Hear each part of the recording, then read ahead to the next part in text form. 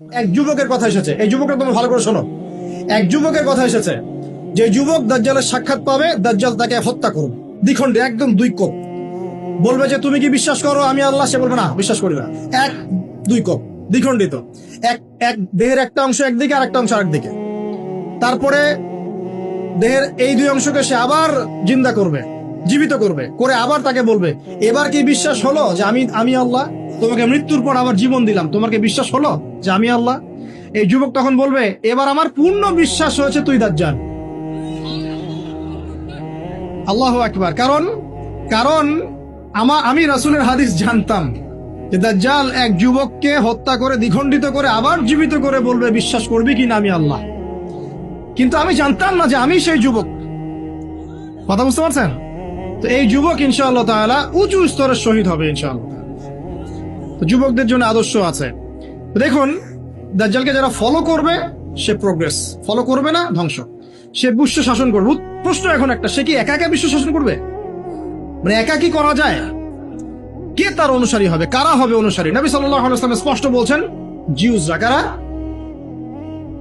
ইস্পাহানের 70,000 Zeus ওর অনুসরণ করবে। কত হাজার? এবং তার লাস্ট ফলোয়ার সম্পর্কে বলা আছে এক শ্রেণীর মহিলা যাদেরকে ঘরে রাখা যাবে না। তো সেই আদর্শ এখন ছড়িয়ে পড়েছে না? ফেমিনিস্ট রেভলিউশন ছড়িয়ে পড়েছে না? আপনি কি আপনার বোনকে ঘরে রাখতে পারছেন? আপনার স্ত্রী কি ঘরে থাকতে চায়? কেউ চায় না। এখন সবাই বাঁধন ছিন্ন করে বেরিয়ে যেতে চায়। আচ্ছা, আমি আসছি ওদের জায়গায়। শেষ করার আগে অবশ্যই তাদের জায়গায় আসবো ইনশাআল্লাহ। আসুন, কে ফলো করবে? জিউসরা। এখন জিউসদের মধ্যে কি সবাই? উত্তর না, সবাই না। কারণ এমন অনেক ভালো জিউস আছেন যারা এখনো প্যালেস্টাইনিদের পক্ষে কথা বলে, এমনও আছে। তাহলে কারা? যারা জালেম। যারা কি? জালেমরা। এখন একটু লক্ষ্য করেন ওয়ার্ল্ডের দিকে তাকিয়ে, যে একটা বিশ্বকে শাসন করতে হলে আপনার বিশ্বের সব বড় বড় ডিপার্টমেন্ট গুলোকে শাসন করতে হয় না? শ্রীলঙ্কা নাম শুনেছেন তো? শ্রীলঙ্কা কি বিশ্বের অর্থনীতিকে শাসন করতে পারবে? মালদ্বীপ পারবে? উত্তর কোরিয়া সে কি পারবে? আপনাকে যদি ইকোনমিক্যালি সারা ওয়ার্ল্ডকে রুল করতে হয়, তাহলে সারা বিশ্বের অর্থনীতি আপনার নখদর্পণে থাকতে হবে। সেটা কি মুসলিমদের আছে? কাদের হাতে এগুলো এখন? বুঝে নেন। তাহলে ওয়ার্ল্ডকে রুল করতে হলে ইকোনমি ডমিনেট করতে হবে। আপনি এটার ক্ষমতা আমাদের কাছে নাই, ওদের কাছে আছে। মিডিয়া নিয়ন্ত্রণ করতে হবে না ওয়ার্ল্ডকে রুল করতে হলে? মিডিয়া লাগবে কিনা? তাদের হাতে। ফাইন্যান্স রুল করতে হবে কিনা? লাগবে, এটা ওদের হাতে। পলিটিক্যাল অ্যাফেয়ার্স রুল করতে হবে কিনা? হবে। মিলিটারি সেকশন রুল করতে হবে কিনা? হবে। অস্ত্রশস্ত্র, এগুলো তাদের সবচেয়ে সেরা অস্ত্রগুলো লাগবে কিনা?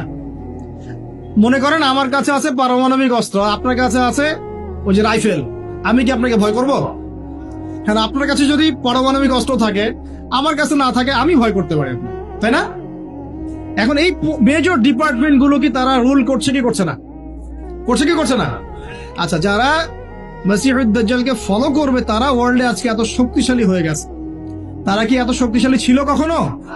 উত্তর না। কখন হয়েছে? বিগত 100 বছরে। কত বছরে? প্রায় বিগত 100 বছর। এখন রাসূলুল্লাহ সাল্লাল্লাহু আলাইহি ওয়াসাল্লাম বলছে কোন সূরা বাঁচাবে? সূরা কাহফ। প্রথমে সূরা কাহফ থেকে একটা ছোট্ট অংশ বলি, তারপর আমি শেষের দিকে যাচ্ছি। এই অংশটা মনোযোগ দিয়ে শোনেন। এই সূরার মধ্যে 4টা ঘটনা আছে। কয়টা ঘটনা? একটা আসহাবুল কাহফের ঘটনা, 2 নাম্বার 2 বন্ধুর ঘটনা। এক বন্ধু খুব বস্তুবাদী, আর এক বন্ধু হচ্ছে দরিদ্র মুমিন। 3 নাম্বার হচ্ছে যুলকারনাইন বাদশাহ বা নবী, অনেকে অনেক কথা বলেন, আলাইহিস সালাম, তার ঘটনা। 4 নাম্বার হচ্ছে মুসা এবং খিদর আলাইহিস সালাম, তাদের ঘটনা। এছাড়াও এই সূরার মধ্যে ইয়াজুজ আর মাজুজের কথাও আছে। একটা ঘটনা আপনাকে দেখতে হবে আগে। একটু বিশৃঙ্খলা করবেন না, প্লিজ বসেন। আমরা বেশি লম্বা করব না আলোচনা, একটু বসেন। কোন ঘটনা? যদি কোনো প্রশ্ন থাকে আপনাদের চিরকুটে লিখবেন, লিখে ভলান্টিয়ারের কাছে দিবেন। আমরা শেষে যদি সময় পাই দেওয়ার চেষ্টা করবো ইনশাআল্লাহ। একটা ঘটনা, মুসা আলাইহিস সালাম দাঁড়িয়ে লেকচার দিচ্ছেন, জনগণ শুনছেন। একজন দাঁড়িয়ে বললেন, নবী মুসা আপনি অত্যন্ত চমৎকার আলোচনা করেছেন, আপনার চেয়ে কোনো জ্ঞানী মানুষ কি পৃথিবীতে আছে? নবী মুসা বলছেন না। আল্লাহ পাক ধরলেন, না, তোমার চেয়েও জ্ঞানী মানুষ আছে। মুসা আলাইহিস সালাম বলছেন, কে সেই মানুষ? আমি তার সাথে সাক্ষাৎ করতে চাই। আল্লাহ পাক বললেন, তুমি 2 সাগরের মিলনস্থলে তাকে পাবে। তিনি চলে গেলেন, গিয়ে দেখলেন হ্যাঁ সেখানে একজন মানুষ আছে। তার নাম খিদির। কি নাম?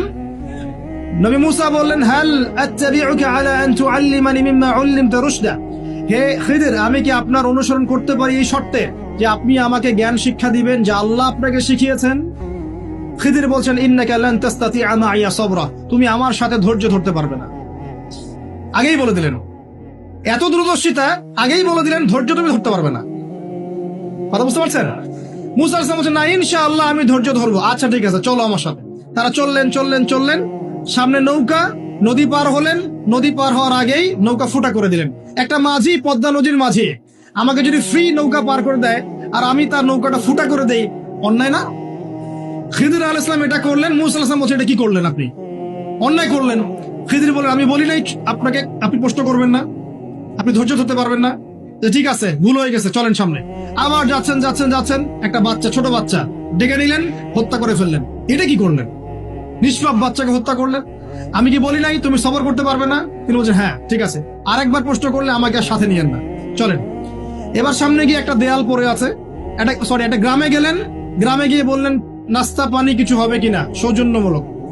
কেউ কোনো নাস্তা পানি দিল না, কোনো সৌজন্যমূলক আচরণই করলো না। ও যে বাসায় মেহমান আসলে বলে না, খেয়ে আসছেন না, গিয়ে খাবেন, ওই টাইপের ছিল আর কি। তো যাই হোক, তিনি দেখলেন যে ওদের একটা দেয়াল পড়ে গেছে, বেচারা। ওই দেয়ালটাকে তিনি আবার শক্ত করে নির্মাণ করে রেখে দিলেন। মুসা আলাইহিস সালাম বললেন যে এটা কি করলেন? নাস্তা পানিও দিল না, ভালো ব্যবহারও করলো না, আপনি উল্টা তার এই উপকার করলেন বিনা পারিশ্রমিকেই। কিছু আজর নিতেন তাহলে তো ভালো হতো।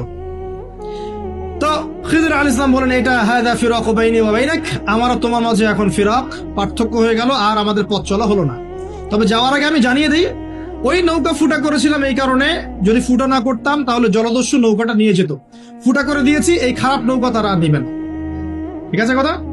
2 নাম্বার, বাচ্চাকে যদি হত্যা না করতাম, এই বাচ্চা বড় হয়ে বড় কাফের হতো এবং পিতা মাতাকেও কুফরিতে নিয়ে আসতো। এটা আমি আল্লাহর হুকুমে করেছি, একা একা করি নাই। 3 নাম্বার, এই দেয়াল নির্মাণ করেছে এই কারণে, এই দেয়ালের নিচে 2 জন এতিম বাচ্চার রেখে যাওয়া পৈতৃক সম্পত্তি আছে, এটা নির্মাণ করে দিয়েছি। মানুষ এটা সিজ করতে পারবে না, তারা যখন বড় হবে তখন নেবে ইনশাআল্লাহ। তো এই 3টা ঘটনাতে একটু ফোকাস করেন। কোন সূরা আছে এটা? সূরা কাহফ। এই 3টা ঘটনাতেই বাহ্যিক চোখে যা দেখা যাচ্ছে সেটা সত্য নয়, ভিতর থেকে যা দেখছেন সেটা সত্য। কথা বুঝতে পারছেন? তো সূরা কাহফ আপনাকে দাজ্জাল থেকে বাঁচাবে। মানে কি? দাজ্জালীয় ফিতনার যুগে বাইরের চোখে আপনি যা দেখবেন সেগুলো সবসময় সত্য হবে না। রিয়েলিটি আর ভিজুয়াল ওয়ার্ল্ডের মধ্যে আকাশ পাতাল পার্থক্য থাকবে। এটা হচ্ছে দাজ্জালের যুগ।